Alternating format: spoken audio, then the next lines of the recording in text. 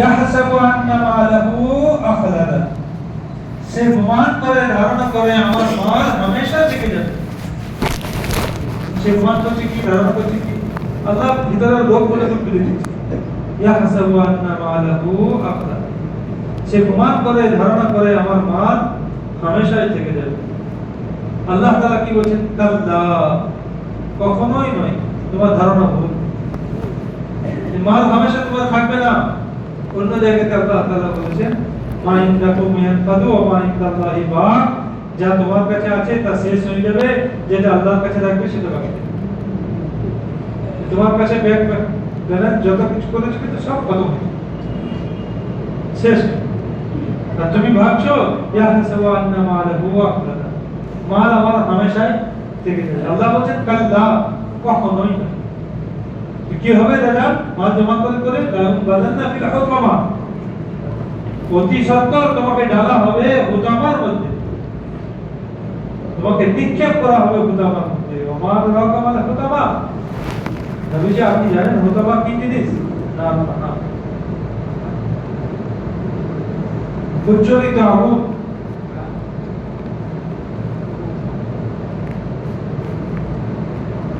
भाइयों दोस्तों बुजुर्गो, यकीन तैरी हो যে আল্লাহর হুকুম আমাকে কামিয়াব করবে, আল্লাহর হুকুম আমাকে কামিয়াব করবে।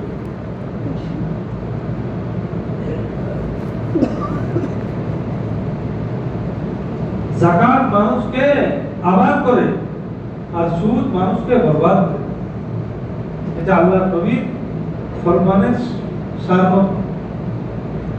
যাকাত মানুষকে আবাদ করে আর সুদ মানুষকে বরবাদ। মানুষ মনে করে আমি তো সুদ খাচ্ছি না, আমি তো সুদ মানে ব্যাংকে লোন দিচ্ছি, সুদ দিচ্ছি, কি করবো মজবুরি দরজাতে।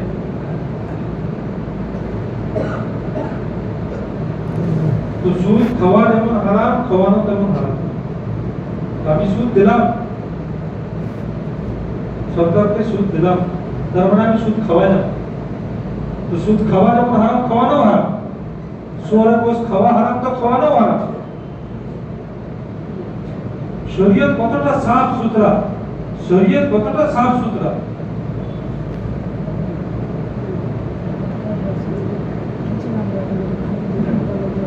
তো ঘরে মুরগি মরে গেছে,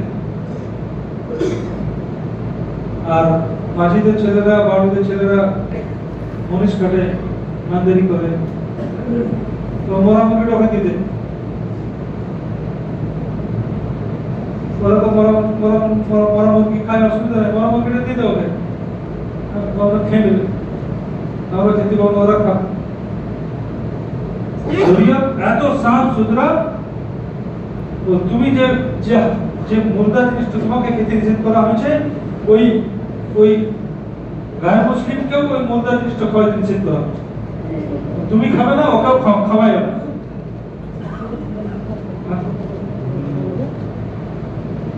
বলছে ঠিক আছে, ওদেরকে চোখে দিতে বলে না, শরীরে এটাও অনুমতি নাই যে মরা জিনিসটা ওকে খাইয়ে দিবে, ওকে দিবে। এরকম বলে গেছে তুমি নিয়ে যাও, তোমরা তো খাও মরা জিনিস, যাও খাও, সব খুশি হয়ে গেল।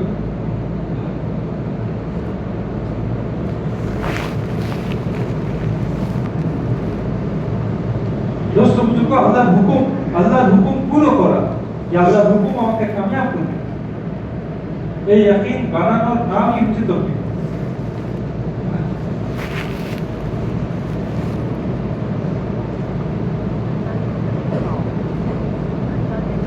দুনিয়াতে সমস্ত কিছু আল্লাহর হুকুমেই হয়, এই ইয়াকিন তৈরি করা।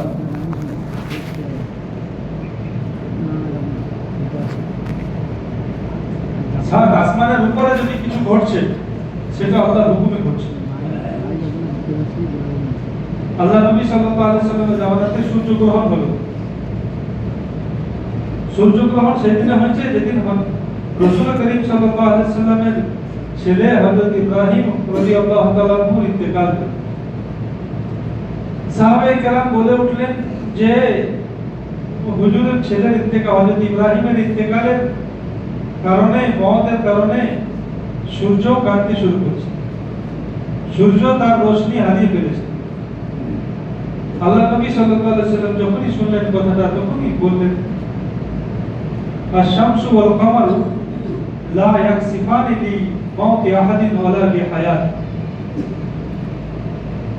সূর্যগ্রহণ এবং চন্দ্রগ্রহণ কোন মানুষের জন্ম মৃত্যুর কারণে হয় না, কোন মানুষের হায়াত মওতের কারণে হয় না। ওয়ালাকিন আয়াতুল্লাহ, লেকিন এটা আল্লাহ তাআলার একটা নিদর্শন, আল্লাহ তাআলার একটা কুদরত আল্লাহ তাআলা জাহির করেন যে সূর্য সারা দুনিয়াকে আলোকিত করছে, আর যে সূর্যকে মানুষরা মহান কর্তা বলে তাকে সালাম করছে, সেই সূর্যের কাছ থেকে তার সুপ্রিম পাওয়ারটা, তার শক্তিটা আল্লাহ তাআলা কেড়ে নিতে পারে। তাহলে সেই আল্লাহ তাআলার শক্তি কত? লোকেরা জিজ্ঞাসা করলে ইয়াসালুনাকা আনিল আহিল্লাহ, নবীজি আপনি বলে দেন চাঁদটা ছোট বড় কেন হয়? ঈদের সময়, ঈদের দিনে চাঁদ দেখলেন সূক্ষ্ম সরু চাঁদ, আবার এখন দেখেন চাঁদটা চওড়া মোটা হয়ে গেছে। আবার 10 দিন পরে দেখবেন একবার পূর্ণ চাঁদ, পূর্ণিমার চাঁদ হয়ে গেছে 14 তারিখে 15 তারিখে। লোকেরা জিজ্ঞাসা করলে ইয়া রাসূলুল্লাহ চাঁদটা ছোট বড় কেন হয়? ওমা ইয়ান্তিকু আনিল হাওয়া, আল্লাহ নবী সাল্লাল্লাহু আলাইহি ওয়াসাল্লাম নিজের ইচ্ছায় কোনো কথা বলতেন না, আল্লাহ তাআলার হুকুমেই বলতেন, আল্লাহর হুকুমের অপেক্ষায় রইলেন। আল্লাহ তাআলা কোরআনের আয়াত নাযিল করলেন, ইয়াসালুনাকা আনিল আহিল্লাহ, নবীজি আপনাকে লোকেরা জিজ্ঞাসা করে চাঁদের ব্যাপারে, কুল হিয়া মাওয়াকিতু লিন-নাস, আপনি বলে দেন চাঁদের এই বাড়া কমাটা সময় গণনা করার উদ্দেশ্যে। কি কারণে চাঁদটা বড় হয়, কি কারণে ছোট হয়, তার উত্তর দিলেন না আল্লাহ তাআলা। তার সামারা, তার রেজাল্টটা বললেন যে চাঁদটা বাড়া কমা হলে কি হবে, তার ফলাফলটা বললেন। ফলাফল এই বললেন যে এটা ওয়াক্ত গণনার জন্য, সময় গণনা করার জন্য, যে রমজান ঢুকলো না ঈদের দিন ঢুকলো না কুরবানির 10 দিন পার হলো, সেটা গণনা করার জন্য হচ্ছে চাঁদের বাড়া কমা। চাঁদ যেদিন বারিক সরু চাঁদ প্রথম দিনের চাঁদ হবে, সেদিন তোমরা বুঝে দাও, ঈদ করে দাও, রোজা করে দাও, আর রোজা দাও। আবার একটা চাঁদ পেরিয়ে গেল, আবার একটা চাঁদ পেরিয়ে গেল, আরো 10 দিন পেরিয়ে গেল, তারপরে সেদিনে কুরবানি করো, 2 মাস 10 দিন। তো এই ঈদ কুরবানি মুহররম সফর এই গণনা করার জন্য চাঁদটাকে আমি সৃষ্টি করেছি। তো চাঁদের বাড়া কমা আল্লাহর হুকুমে হয়। আল্লাহর হুকুম কোন জায়গাতে চলে না, ভূপৃষ্ঠের নিচে ভিতরে সামান্য 1.5 মিনিট, হাফ মিনিট কি হয়েছে, আল্লাহ তাআলা মাটিটাকে কাঁপিয়ে দিয়েছে, কম্পনের সৃষ্টি হয়েছে। তো 120 তলা বাড়ি ভূপৃষ্ঠের উপরে উবুড় খেয়ে পড়ে গেছে, হাজার হাজার বিল্ডিং ধূলিসাৎ হয়ে গেছে। আল্লাহর কাছে এক মুহূর্ত, 1 সেকেন্ড টাইম লাগে। বৈজ্ঞানিকরা রিসার্চ করে দেখছে যে এই ভূমিকম্পের উৎসস্থল এই জায়গাতে, মাটি থেকে নিয়ে, ভূপৃষ্ঠ থেকে নিয়ে 150 কিলোমিটার দূরে একটা কম্পন সৃষ্টি হয়েছে। ভাইয়ের দোস্ত বুজুর্গ, এই 150 কিলোমিটার দূরে কম্পনটা কে সৃষ্টি করেছে? কখনো সমুদ্রের মাঝখান থেকে একটা কম্পন সৃষ্টি করে দিলেন। দুনিয়া যখন থেকে সৃষ্টি হয়েছে এরকম কম্পন দেখা নেই। 2006 সালে সম্ভবত এই কম্পনের সৃষ্টি হলো, আর তারপরে নাম দিলে জলোচ্ছ্বাস, সুনামি ইত্যাদি ইত্যাদি বিভিন্ন। তো দোস্ত বুজুর্গ, হুকুম দুনিয়া ভূপৃষ্ঠের উপরে, ভূপৃষ্ঠের নামাতে, আর জলভাগে আর স্থলভাগে, আর পানির উপরে কম্পন, পানির নিচে কম্পন, তার আল্লাহ তাআলার হুকুমে চলে, কারো কোনো হাত নাই। আচ্ছা ভাই, আর আমার গরুটা আমাকে ঘুষাইতে আসছে, আমার গরুটা গরুটা খুলতে গেলাম, এতদিন পর্যন্ত গরু আমার খুব বসে, হঠাৎ করে গরু আমাকে সিং দেখিয়ে দিলে, গরু আমাকে বসিয়ে দিলে, গায়ে ধোয়াইতে গেলাম হঠাৎ করে চেটিয়ে দিলে, কার হুকুমে ভাই? এত এত বদমাস, এত কাল ধরে খাওয়াইছি, মানুষ করছি, আর আমার ঘরের গরু ঘর হলো কে? হ্যাঁ হ্যাঁ, घर की बिल्ली घर की मैं हूं, हाँ घर की बिल्ली, हाँ पूरे धना नहीं दौड़ा दौड़ तू बाड़ी করে ভাইয়ে দোস্ত বুজুর্গ, এই গরুর ঘুষানো গায়ের চেটানো কার হুকুমে চলে? কার হুকুমে চলে ভাই? হ্যাঁ, আজীব ব্যাপার। একটা কুকুরকে আপনি ঢিল মারেন, একটা কুকুরকে আপনি ঢিল মারেন, তো কোনো কুকুর ওই ঢিলটাকে কামড়াবে, কামড়ায় কি? ঢিলটাকে কামড়ায়? পাথর ছুঁড়লে না পাথরটা ওইখানে পড়লো, পাথরটাকে দিয়ে কি কামড়াবে? না যে ঢিল মারলে তাকে কামড়াবে।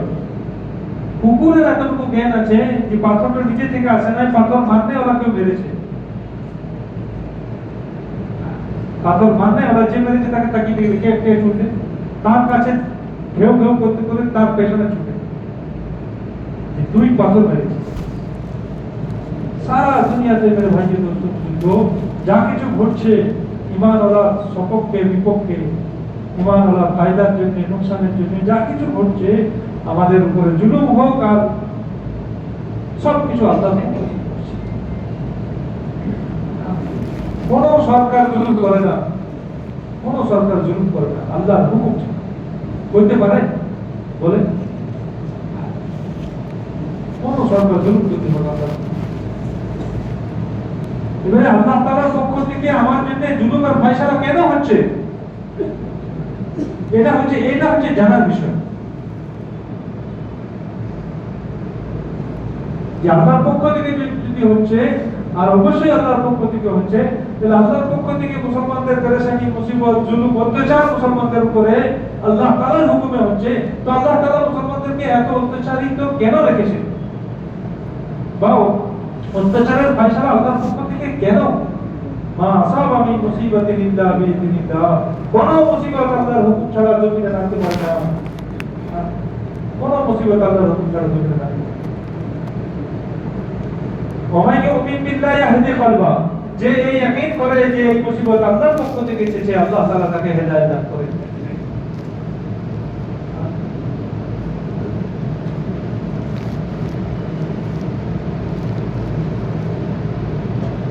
তো দোস্ত বুজুর্গ, মুসলমানদেরকে আল্লাহ তাআলা যদি মুসলমানদের উপরে অত্যাচারের ফায়সালা হচ্ছে, ঈমানওয়ালাদের পেরেশানির ফায়সালা হচ্ছে, তো দোস্ত বুজুর্গ এটা ভালো করে বুঝে নেওয়া দরকার যে এটা আমাদের দুই হাতের কর্মের ফল। আল্লাহ নবী সাল্লাল্লাহু আলাইহি ওয়াসাল্লাম আসমানে যাচ্ছেন আর খবর নিলেন যে কিছু জিনিস উপরে উঠছে, কিছু জিনিস নিচে নামছে। জিজ্ঞাসা করে জানতে পারলেন যে উপরে উঠছে এগুলো আমার উম্মতের আমাল, আর যেগুলো নিচে নামছে সেগুলো আমার উম্মতের জন্য ফায়সালা। যেমন আমাল উপরে উঠবে তেমন ফায়সালা নিচে নেমে আসবে।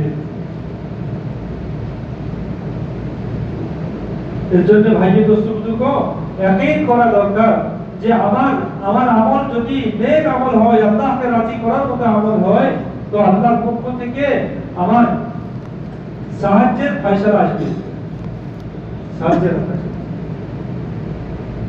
হযরত বিলাল হাবশী রাদিয়াল্লাহু তাআলা আনহুকে চাবুক মারা হচ্ছে, আবু জাহেল, আবু লাহাব, উমাইয়া বড় বড় সর্দার চাবুক মারছে, আর উনি কি বলছেন? তোমরা মানো না আল্লাহ আমার রব আমাকে কি বলছে? আমার পরীক্ষা নিচ্ছে,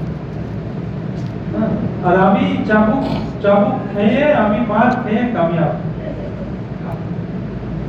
ইয়াকিন তৈরি করা দরকার এই সমস্ত কিছু আল্লাহর পক্ষ থেকে হয়, আর আল্লাহর হুকুমের উপরে কামিয়াবি আছে, নবীর তরিকার উপরে কামিয়াবি আছে, সফলতা আছে, নবীর তরিকার উপরে সফলতা। আমাদের হযরতের উপরে বড় জোর দেন।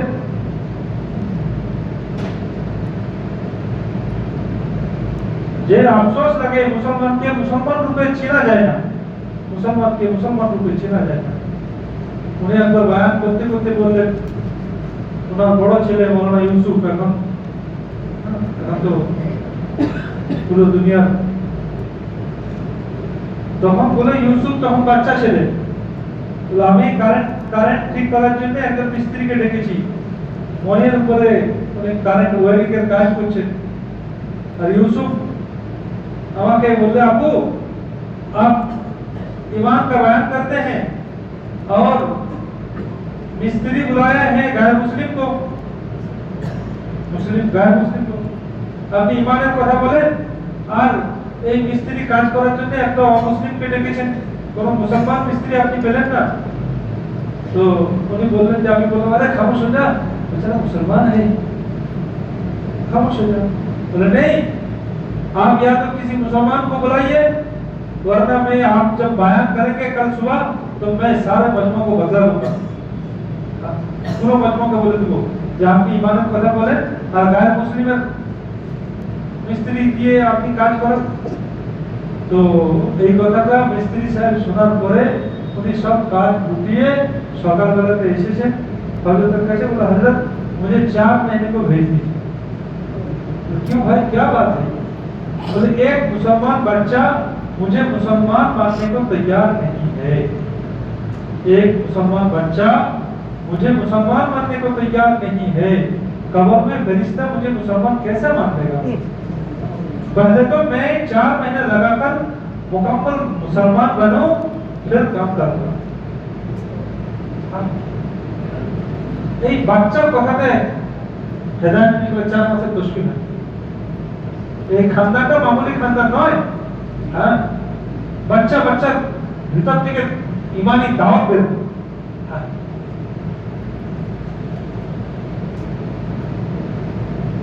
बोले लिबास और चेहरा ये मुसलमान का होना चाहिए। तो सब থেকে বেশি মজরু হয়েছে, আহত হয়েছে আমাদের লেবাস, নবীর লেবাস নাই, ইসলামী লেবাস নাই। দিনদার থেকে দিনদার ঘরের ছেলে মেয়েদের মধ্যে আমি দিনদার, আমার লেবাস ঠিক আছে, কিন্তু আমার ছেলে মেয়েদের লেবাস, আমার বাপ, আমার ভাই, আমার মা বোন, ছেলে মেয়ে, এদের লেবাসটা কতটা ইসলামী লেবাস।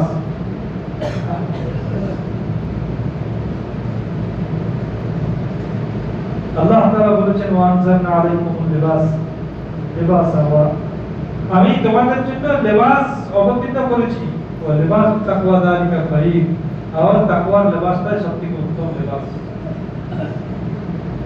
এই সুন্নতের উপরে কামিয়াবির ইয়াকিন, এই আল্লাহ সুন্নতের উপরে কামিয়াবির ইয়াকিন, এইগুলো দোস্ত বুজুর্গ যতক্ষণ পর্যন্ত আমি আপনি আল্লাহর রাস্তাতে সফর না করি ততক্ষণ পর্যন্ত এর আহমিয়ত আসবে। এই আহমিয়তকে আনার জন্য আল্লাহর রাস্তাতে সফরের দরকার। বর্তমান জামানাতে সবথেকে বেশি বড়, সবথেকে বড় কুরবানি আল্লাহ তাআলা সবথেকে খস্তা হাত, আর্থিক অবস্থা সবথেকে যাদের দুর্বল তাদেরকে দিয়ে আল্লাহ তাআলা দুনিয়ার সবথেকে বড় কুরবানি দিচ্ছে, সেটা হচ্ছে দুসরা সালের আলেমরা। 50টা দুসরা সালের জামাত কাজ করে ফিরে এসেছে, এখনো 50টা জামাত চলছে, মনে হয় রমজানের পরে ফিরে এসে গেছে।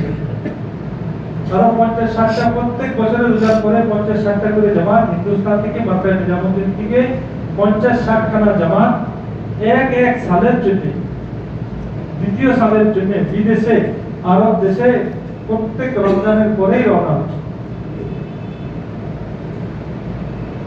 সব থেকে, অথচ উলামায়ে কেরামদের আর্থিক অবস্থা সব থেকে দুর্বল, কাজ আল্লাহ চালায়।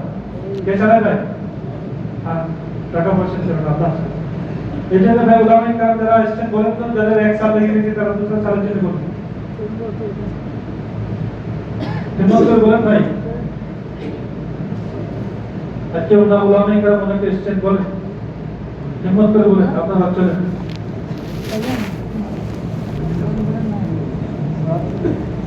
ভাই যদি কেউ দিনের ভিতর থেকে হিম্মত করে না, আল্লাহ তাআলা শত পেরেশানির মাঝখান থেকে রাস্তা বের করবে।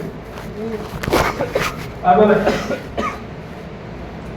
চলে আপনার একটা হালকা লাগান, এই ভিতরে চলবে, এই কামড় চলে